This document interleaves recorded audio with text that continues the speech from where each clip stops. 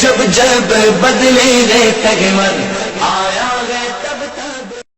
اگر بغض ہو تو پھر اس کا علاج ہی کوئی نہیں، ہم جتنی بھی وضاحت کریں. اب دیکھو نا، میں حیران رہ گیا کہ اب لفظ اللہ اکبر کتنا بڑا لفظ ہے، کتنا بڑا نعرہ ہے. اور ہم جب بیٹھے تھے وہاں ڈی چوک میں ختم نبوت، تاجدار ختم نبوت صلی اللہ علیہ وسلم دھرنے میں، جو 25 اکتوبر سے 3 نومبر تک جاری رہا، اور وہ دھرنا کہ جو رانا ثنا کے مشورے سے نہیں ہو رہا تھا، دل کی آواز پر تھا.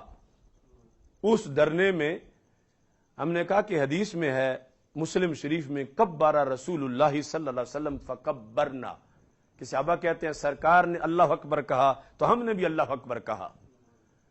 تو ہم پھر یعنی ایک تو ہمارا رائج طریقہ ہے، وہ بھی صحیح ہے کہ ایک کہتا ہے نعرہ تکبیر، دوسرا کہتا ہے اللہ اکبر. تو ایک یہ، اور اس نے ہم نے کہا کہ پھر سرکار کی سنت یوں بھی ہے صحابہ کی کہ سرکار کہتے تھے اللہ اکبر تو صحابہ بھی پھر کہتے تھے اللہ اکبر. تو اس ترتیب پر ہم نعرہ لگاتے رہے. اب یہ لوگ جب فیض آباد میں بیٹھے تو کسی نے اسی ترتیب سے اللہ اکبر کہہ دیا، یعنی ایک نے کہا اللہ اکبر، مجمع نے کہا اللہ اکبر.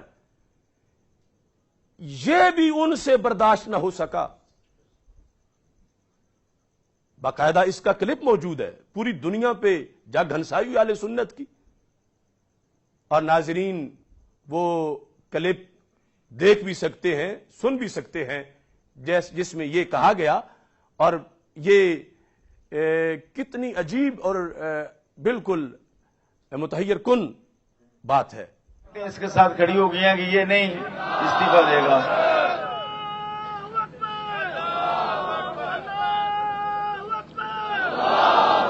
کیا کر رہے ہیں؟ یہ کیا کر رہے ہیں جی لبیک یا رسول اللہ.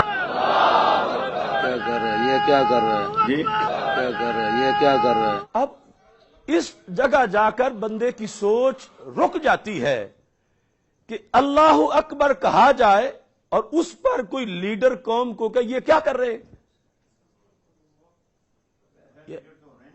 یعنی سوچنا چاہیے. آج لوگ ہمیں کہتے ہیں کہ تم ان سے حسد کرتے ہو. ایسے لوگوں سے حسد کیا جا سکتا ہے کہ اللہ اکبر کہنے پر وہ آگے سے یہ رد عمل ظاہر کر، یہ لوگ کیا کر رہے ہیں. یعنی اللہ اکبر پر کیا اعتراض ہو سکتا ہے، کیا تنقید ہو سکتی ہے، یہ روکنے کا تصور کیسے پیدا ہو سکتا ہے. تو پھر وہ کتنا بغض ہے کہ اگر ہماری زبان سے اللہ اکبر نکلے اور اسی انداز میں کوئی اللہ اکبر کہے اور وہ یہ بھی برداشت نہ کر سکیں، تو اتحاد کی دعوت دینے والے ہمیں یہ تو سوچیں کہ اتحاد کیسے ہوگا، جس کے لیے ہم پچھلا سال بھی سارا بورڈ بنایا، غازی صاحب کے خاندان نے بھی کہا، اب بھی کئی لوگ ہمیں اتحاد کے لیے کہہ رہے ہیں. میں کہتا ہوں کم از کم یعنی میرا نام یا میری تصویر پھاڑی جائے وہ تو علیحدہ بات ہے. اب میں اللہ اکبر جس طرح کہوں ویسے کوئی اللہ اکبر کہے تو اس کو وہ برداشت نہ کر سکے، تو وہ اگر میں خود چلا گیا تو ان کا تو کلیجہ پھٹ جائے گا. اس واسطے اتحاد کی فضا ہموار کرنے کے لیے یہ چیز دیکھنی چاہیے. اور پھر یعنی جو تحریک لبیک اسلام پر آج اعتراض کر رہے ہیں اگر چھوٹے چھوٹے ان کے کارکن، تو اس پہ کیا افسوس ہے جب بڑوں کا یہ حال ہے کہ اللہ اکبر ان سے برداشت نہیں ہو رہا. اور پھر دیکھو ہمارے آقا علیہ السلام آئے دین حق لے کر، لیظہرہ علی الدین کلہ، تاکہ اللہ اس دین کو ہر دین پہ غالب کرے، سرکار ہر دین پر اس دین کو غالب کریں، یہ دین چھا جائے. سرکار فرماتے ہیں جب غریب الوطن ہو اسلام تو جو اس وقت کوشش کرے گا کہ دین چھا جائے میں اس کو جنت کی ٹکٹ دیتا ہوں. لیکن داتا صاحب کے سامنے دھرنا ہو اور کوئی نعرہ لگائے چھایا چھایا دین چھایا، اس کو کوئی مسلمان روکتا ہے؟ کوئی مسلمانوں کا لیڈر؟ یہ دیکھو نا یعنی کس انداز میں حالانکہ جہاں لفظ چھایا ہوتا ہے آیا تو ضرور ہوتا ہے، یعنی آئے کے بغیر چھایا پائی نہیں جا سکتا۔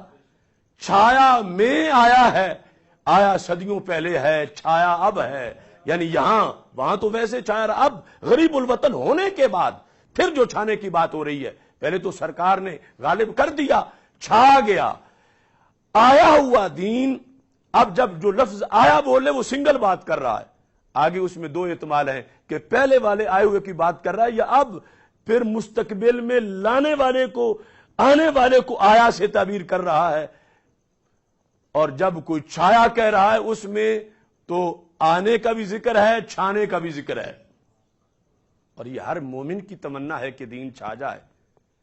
اور جب ان کے سٹیج پہ لگے نعرہ چھایا چھایا دین چھایا، اور وہ یہ صرف میرے بغض میں، یعنی دین کا چھانا بھی انہیں برداشت نہ ہو، لفظ سننے کو بھی تیار نہ ہو، تو لوگوں کو خود سوچنا چاہیے کہ یہ پیچھے سلسلہ کیا ہے، مسئلہ کیا ہے۔ اس طرح کی کئی زہریلی باتیں تھیں جہاں سے انتشار شروع ہوا، اور وہ بھی باقاعدہ سارا ریکارڈ ہے، اور وہ بھی جب روزہ کھولا تو منظر عام پہ آئے گا۔ لیکن اب یہ دیکھو، یعنی یہ تو لوگوں کے سامنے کی باتیں ہیں، شرق غرب شمال جنوب ہر مومن چاہتا ہے کہ دین چھا جائے، دین چھا جائے، دین چھا جائے، اور جو دعوے دار ہوں دین کو تخت پہ لانے کے، وہ جب چھانے کی بات ہو تو کہے نہیں اس کو روکو، یہ کون کہہ رہا ہے دین چھا جائے۔ یہ بھی آپ ناظرین دیکھ سکتے ہیں کہ کس طرح یہ ایسی صورتحال بنی کہ جس سے کلیجہ منہ کو آ رہا ہے۔